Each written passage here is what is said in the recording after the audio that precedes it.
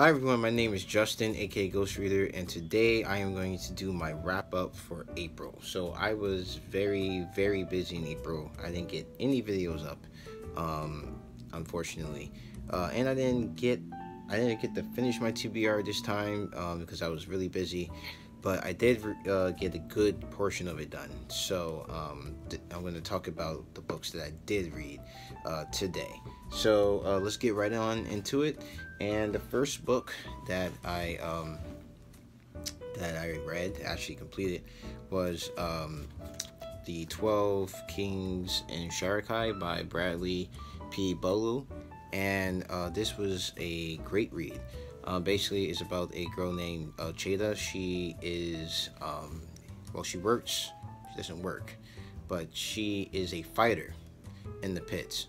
And she's known as the White Wolf, but no one knows her as the White Wolf. But she fights in the pits, but she also runs packages for her boss. And basically, in the city of Sharakhai, which is like a desert city that these 12 tribes formed in the past, under these 12 kings. Basically, they have this day where they don't come out at night because these beings called the Azurim come and they take people to be offered to the gods and thanks for the gods' help in founding the city or protecting the city years ago. So she goes out on this night, which is forbidden, and basically the events of that night take her down this rabbit hole into trying to figure out how to kill the 12 kings of Sharakhai. And she has a grudge against them because in the past they killed her mother. So she's been trying to find a way to kill them, or she has wanted to kill them all her life to get revenge. But on this particular night, she has an experience that drives her, puts her on the path to figuring out how to exactly do it, because the 12 kings have been around for about 400 years. They're kind of immortal in a way. So she goes on her adventure trying to figure out how to basically remove them from power. And she finds out about her past, who she really is. And this was overall really good written book. The world building was great. I liked the magic, the fantasy elements to it. The world itself, the city Sharakhai, you could feel the foreignness and the magicalness of the city. Very well written.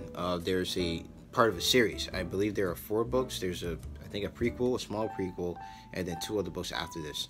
So I look forward to buying the second of the series and reading that.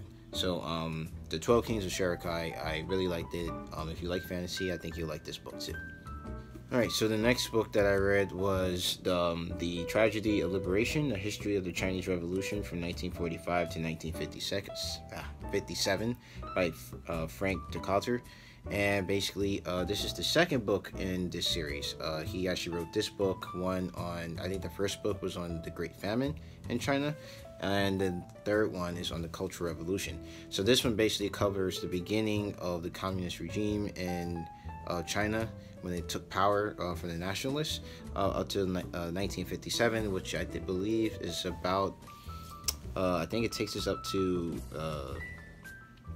the Great Leap Forward, I believe. I think that's where it leaves us off. In this book, basically, it talks about how the communists came in and how they changed things. So how they changed Chinese society from the bottom all the way to the top, and how they went about doing that. So basically, at the end of World War II, China and the China is split kind of between the nationalists and the communists, who basically they tried to work out their differences peacefully, but they came to open war. And then the communists eventually won that war, pushing the nationalists off to Taiwan. And there's still the whole still animosity between Taiwan and China to this day because of that. So the nationalists fled to Taiwan, and the communist regime took over China, and basically they began to introduce communism to everyone, basically forcefully. And so they whipped up the peasants to denounce their rich landowners, who they called capitalists and basically sleazebags, and were taking things from them. And in some cases this was true, but in other cases it wasn't. and you basically see like whole villagers turned against people. They're taking them out and beating them, and having them in front of these meetings where they denounce them, and a lot of people either were beaten or their property taken away or killed in a lot of cases. The changes and the revolution that happened in China wasn't a peaceful one. It was one that not everyone was for, and that's usually the case with revolutions. And it definitely had a kind of bloody transition from what it was before to the communist regime. And this was able to kind of happen because the regime before, the nationalists, they were really, really corrupt. And they didn't really do that good of a job, and that allowed, someone coming along saying with these communist ideas to basically take over the country. And that's what Mao and his companions did. And they not only wanted to outwardly change people, they also wanted to change people's thinking. So they had to set up camps and stuff where they indoctrinated people about the principles of communism. So this was a really good book. He gives you a lot of stats about, a lot of numbers about, all right, so this is how many people died in this place, or this is how many gulags were set up here. And he gives you a lot of information, a lot of sources from primary sources, a lot of information from primary sources. And he even says, like, hey, we don't know the numbers in some of these cases until the archives the archives are basically open for us to explore. So I really like this book. I actually want to read the other two. I don't know that much about Chinese history, but this was a good book, and I want to read the other two about the Great Famine and the Cultural Revolution. So that's what I'm going to be reading, I hope to read in the future. And that's I recommend this if you like history and want to learn more about communism in China. This is a good starting book, definitely to at least start your journey with. Alright, so next book that I was supposed to read but didn't read, Canterbury Tales. So yeah, I just got so busy I didn't even get to touch this book. So actually I'm pushing this book off till May, and in my May TBR I'll talk more. Well, I probably won't go into detail, but I'll mention that I'm reading the Canterbury Tales in May. So yeah, unfortunately I didn't get around to it.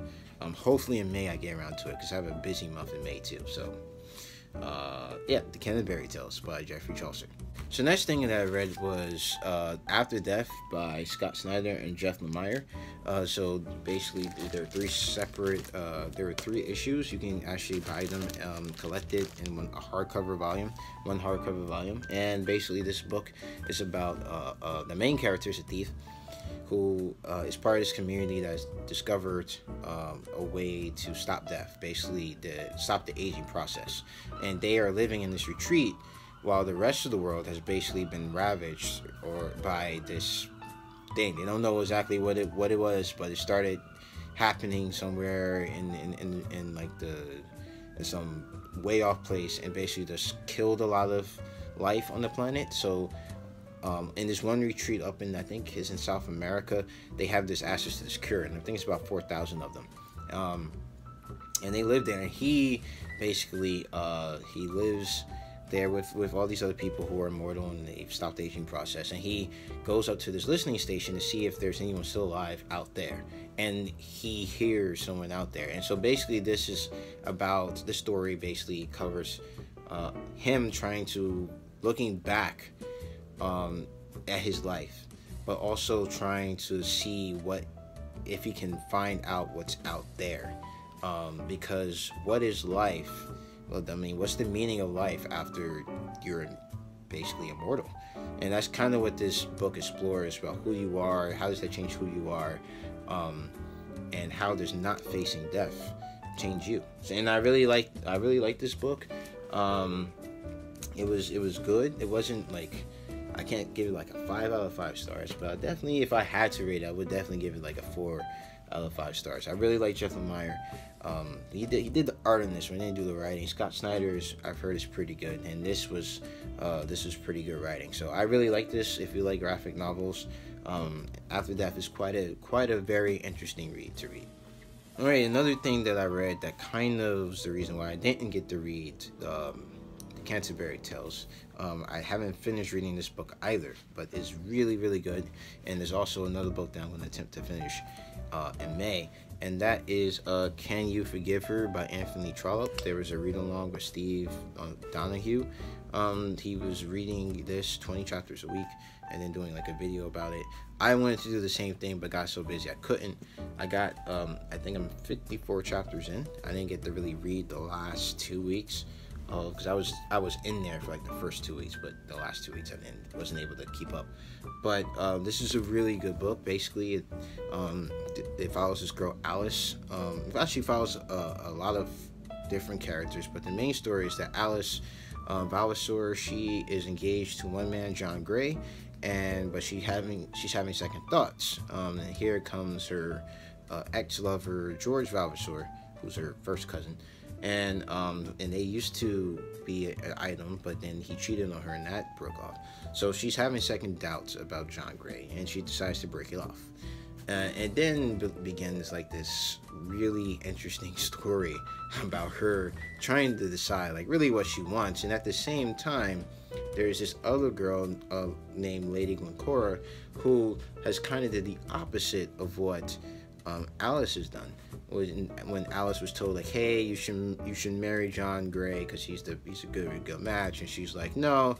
Lady Glencora went ahead and she had another man too that she thought she felt that she loved more than the one that she ended up marrying. And a lot of people basically stepped in and said, you're not going to marry that guy you think you love, you're going to marry this guy because he's the better match.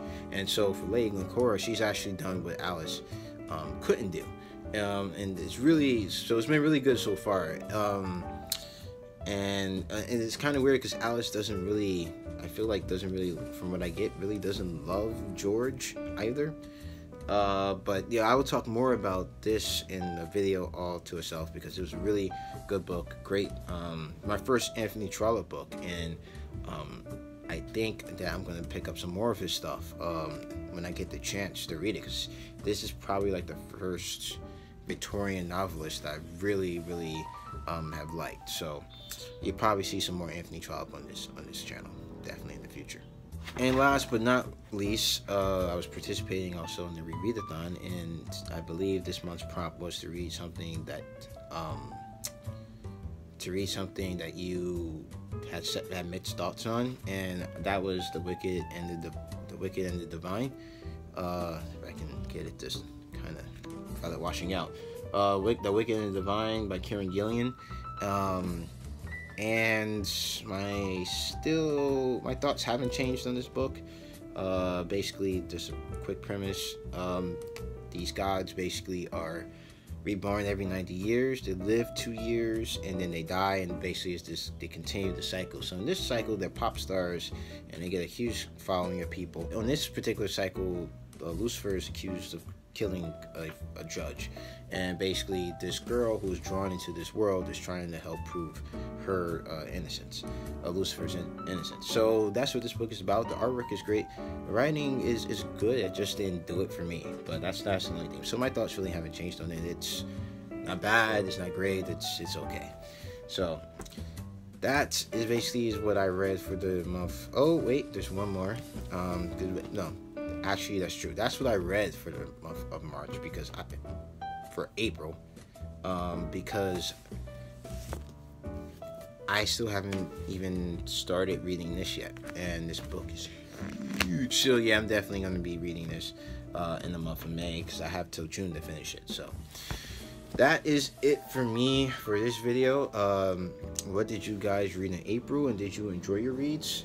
Please comment down in the comment section below.